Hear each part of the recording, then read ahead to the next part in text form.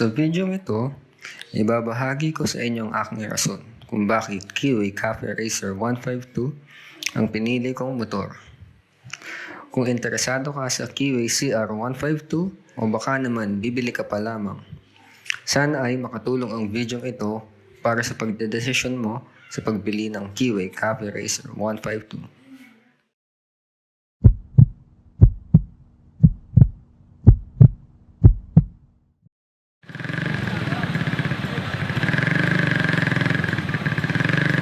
Okay, so bakit nga ba CR152?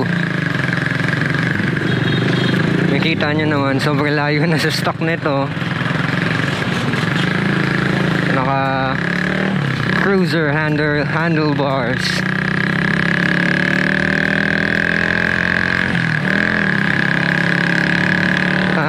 Medyo malayo na yung itsura niya sa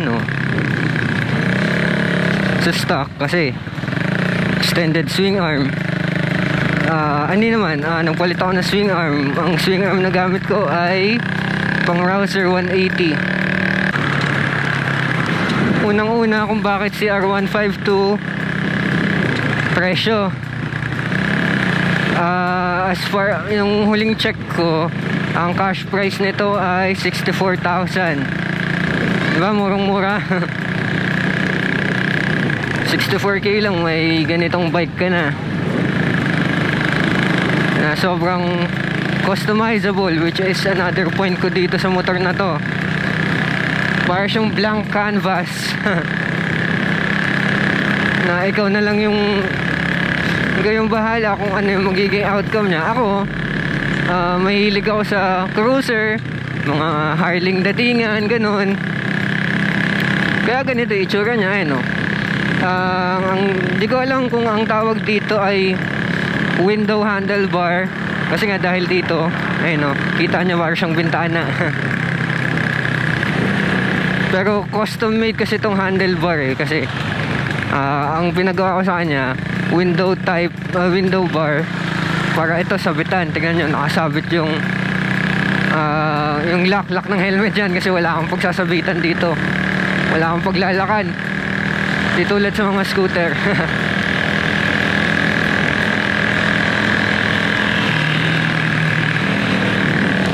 Naglan tayo.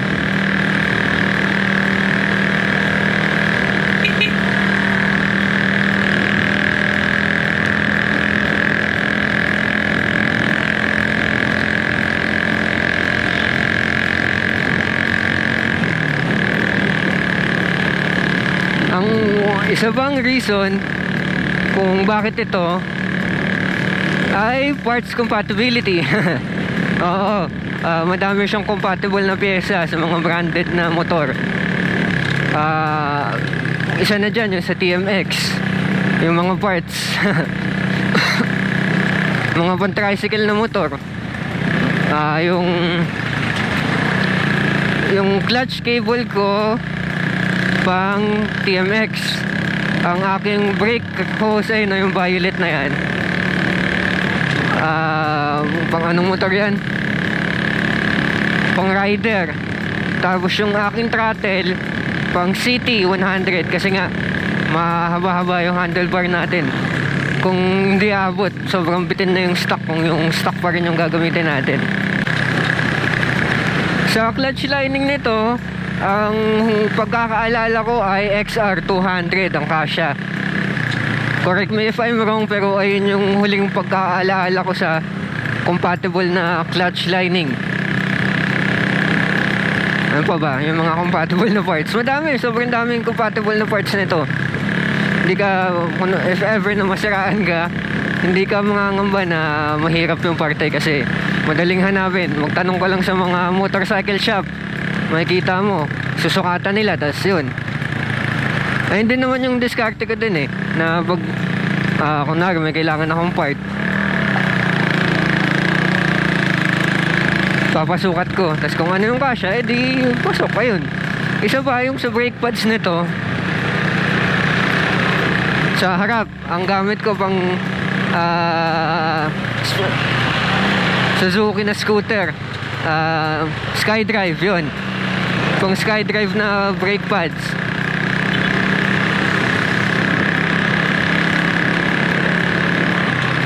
Tapos yung likod, ganun din, SkyDrive, yung brake. Yung, kasi drum brake to if hindi nyo alam. Yung likod na preno nya, nakalimutan ko yung tawag, basta yung preno sa likod, drum brake shot. So yung compatible na part sa kanya ay Suzuki SkyDrive. Normal route tayo, pauwi tayo ng Pasay. So ito, water fan. Dire-diretso sa Boyani Road yun. Side track lang tayo. Pero ayun nga, compatibility ng parts, di ka mauubusan ng imposibleng hindi ka makahanap ng parts na to sa mga mga motor shop. At saka meron tayong tinatawag na Makoto shop. Situated siya, or yung shop location niya sa may QC. Lahat ng parts para sa Keyway, SYM, mga Euro na motor, makikita mo dun.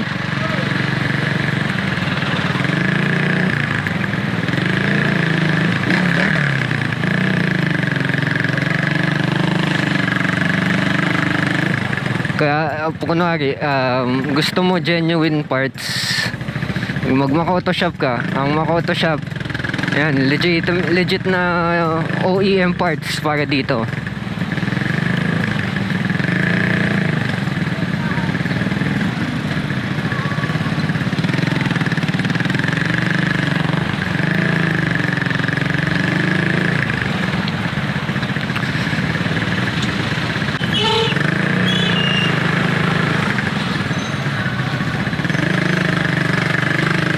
Ayun, gubalik ba yan?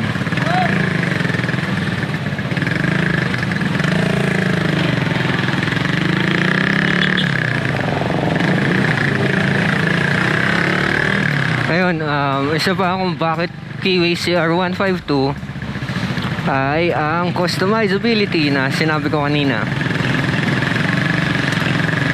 Kung gusto mo gawing cafe racer, madali siya kasi technically cafe racer yung model niya. Kung gusto mong gawin ganito, cruiser, pwede. May mas hardcore pa mag-build sa akin. Talagang custom na custom cruiser siya.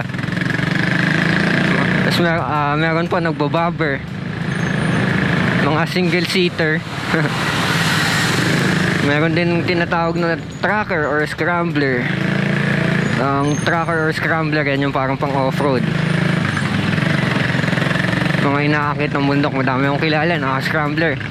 Kasi ang kadalasang ginagawa dito, cafe racer or scrambler. Ayun yung parang go to build sa motor na to.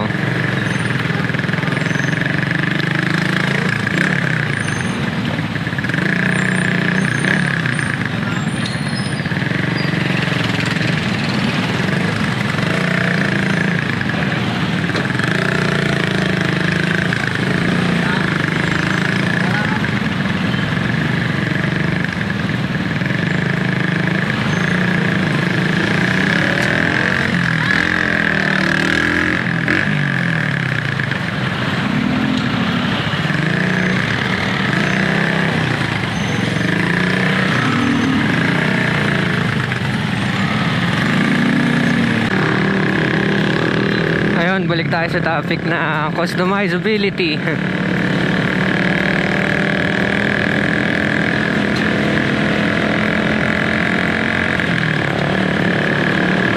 Sobrang dali customize nito, sobrang mura pa. Hindi siya tulad ng ibang classic bike na mapapagastos ka pag i-custom mo. Ang gastos ko dito sa handlebar, 1,500 kasama shipping kasi galing to ng Cavite. Yung kabit ng switches, yung cables mura lang yung clutch nasa 150, brake hose 300, ang throttle ko 250. So kasama labor ng kabit ng manubela, almost 1,000, nasa ganun, diba? Ano pa ba? Naku, maambon.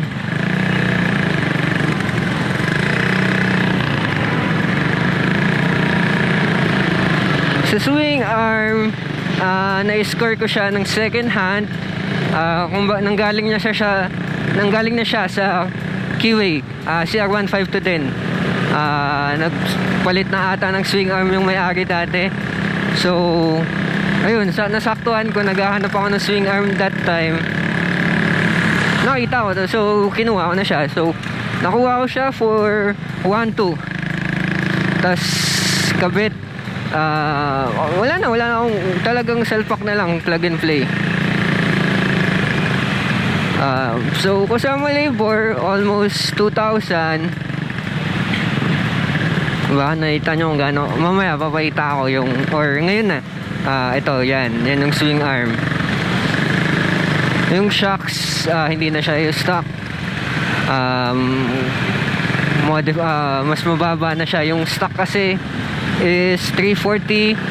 Ngayon yan, yung nakakabit ay 270, 280. Para maging lowered siya. Sobrang baba na, hindi naman ganun kababa, pero mababa na tong motor compared sa stock. Kasi sa stock medyo nakatingkayad ako. Ngayon, flat foot.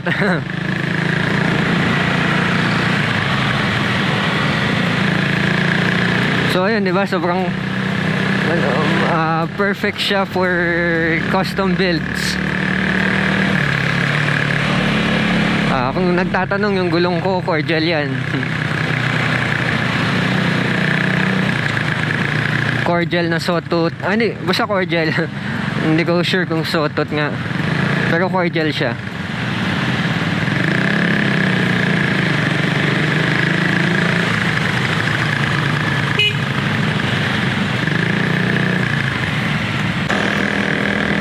Ayun, isa pa. Dagdag ko na rin sa customizability yung gas cap. Hindi na siya stock, kasi yung stock may iniikot eh, yung kumbaga cover nung susian. Ito hindi na, kasi sira na yung stock na gas cap ko. Pinapasukan na siya ng tubig. So bumili ako mas bago, mas medyo makapal pa yung rubber niya. Ayun lang naman, basic mods lang sa motor. Hindi ako masyado. Yung upuan din pala, sorry, nakalimutan ko. Naka Himalayan style ako. Ayan, papayita ko. Ayan, Himalayan style. Kasi kung yung stock na upuan siya, siya, pag nilowered ko, tatama na yung medyo dulong banda. Ayun, tingnan nyo. Hindi siya kita pero yan, nakakosto, na siya, paangat siya. Paita ko na lang ito, yan, ganyan na yung style niya ngayon, yung setting niya, para mababaan ngayon, kasi nga nagbaba ako ng shock. So mas mababa yung shock, syempre inangat ko yung sa likod na part para hindi siya tumama sa gulong. Para ayun, eto, tingnan nyo, ayun, sinasabi ko, flat foot ako, di ba? Walang mahirap-hirap. Yung fender, ang fender ko sa rear fender, hindi na rin siya stock, kasi pag naka-stock pa ako na fender, tama siya, hindi, at saka di siya bagay sa build. Para din minimal lang, kaso nga hindi niya masyadong nagagampanan yung role niya bilang fender. Kasi pag umuulan, may tilabsik pa din.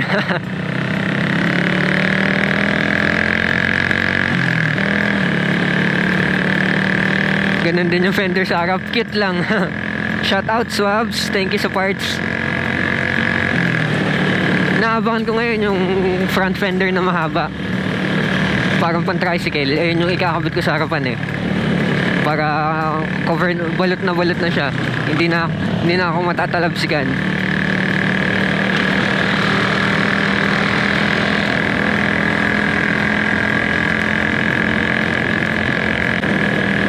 Ayun pa, isang point ko, ang gas consumption. Syempre 150cc siya, so may part doon na doon pa lang medyo matipid na siya sa gas. Tapos yung sabi ng tatay ko, ang jettings nito sobrang tipid sa gas, kasi basta yung jettings niya matipid sa gas. Naalala ko noon, sira na kasi yung speedometer ko eh. Makikita nyo din na umaandar. Kaya hindi ko na ma-gauge yung gas consumption. Pero dati, nagtagaytay kami. Sa Pasay ako nagpagas, full tank. Tapos nakarating na kami ng Tagaytay. Yung sa may rotonda ng Tagaytay, yung sa may Fora Mall. Ayan, nandun na kami. Di ba, lagpas lang ng kalahati yung natira. May uuwi ko pa nga yun eh. Pero yun, para safe sa ride, nagpagas na rin ulit ako. Pero ganun siya katipid. Imagine ang Pasay to Tagaytay, ganito siya kalayo. Yan. So, ang full tank ko noon, basing it sa gas prices noon, ay 500.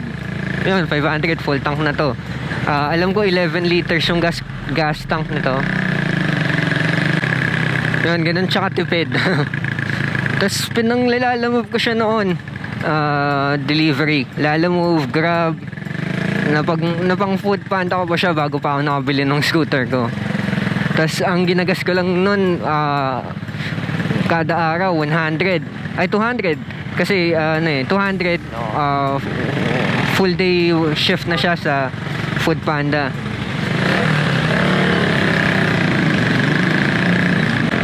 $200 lang noon isang araw na yun. Ako bumabiyaya ako na ng Food Panda almost 10 hours. So yung 200 magagamit ko pa yung motor kinabukasan. Tapos then another gas ng 200. Ganun yung gas consumption. Ganun siya katipid. Kaya sulit din kahit pa paano.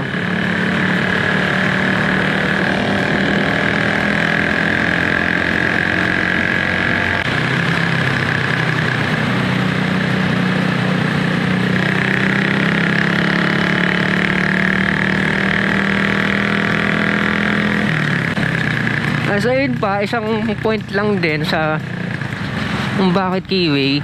Ang Keyway, siya, alam ko tie-up or partner sila ng Benelli. Ayan, yung sa side mirror nakalagay dyan, nakatatak Benelli. So dun pa lang, hindi siya putyo-putyong motor, kalidad siya. Ayun nga, wala akong major problem sa makina. Wala pa akong na-encounter na major problem. Ang naging issue lang ay yung sa sight glass na lumuwa, which is normal sa gen ng motor na to, which is Gen 3.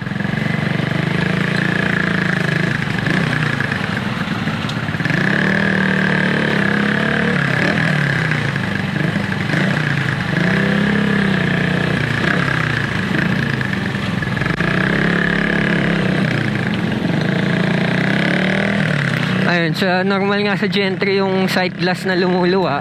Ayan, hindi siya kita pero ito, ayan. Epoxy na lang siya. Labas loob. Minor lang siya, wala siyang effect. Hindi niya naapektuhan yung performance. Pero wala siyang side effect. Pero ang solution doon, ayun. Una, pwede mong lagyan ng epoxy. Pangalawa, pwede mo siyang bilhan ng bago.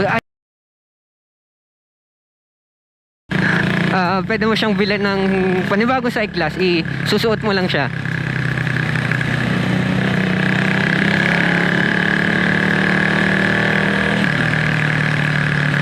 Ayun lang naman yung na-experience ko so far na major issue sa motor na to. Pero overall, mag 3 years lagpas na tong motor sa akin. Lagpas 3 years na pero ayun pa lang yung na-encounter kong problema.